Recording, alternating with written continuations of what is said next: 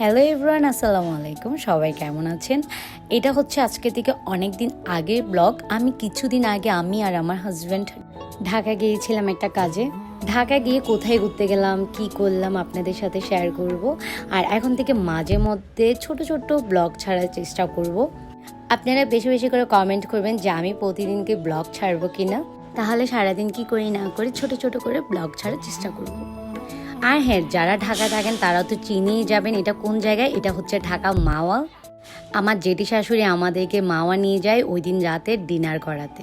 এখানে আপনার বড় বড় কাঁকড়া, অক্টোপাস, ইলিশ মাছ সব কিছুই পেয়ে যাবেন। আর সব থেকে বড় কথা, এখানে ডিমওয়ালাও ইলিশ মাছ পেয়ে যাবেন।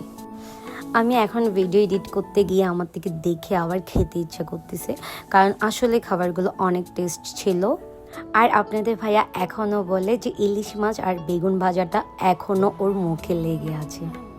এদিকে খাওয়া শুরু করে দিলাম আর আপু সবাইকে দিচ্ছে। আর আপুটা কে, সেটা হচ্ছে আপনাদের ভাইয়ার আপন জ্যাঠাতো বোন। আর এখানে সে খুব আরামসে মজা করে করে খাচ্ছে। এখানে সবাই খাওয়া দাওয়া করতেছে, আমি একটু একটু করে ক্লিপ নিচ্ছি। আর হ্যাঁ, সব থেকে বড় কথা হচ্ছে আমার জেঠি শাশুড়ি হচ্ছে অনেক ফ্রেন্ডলি।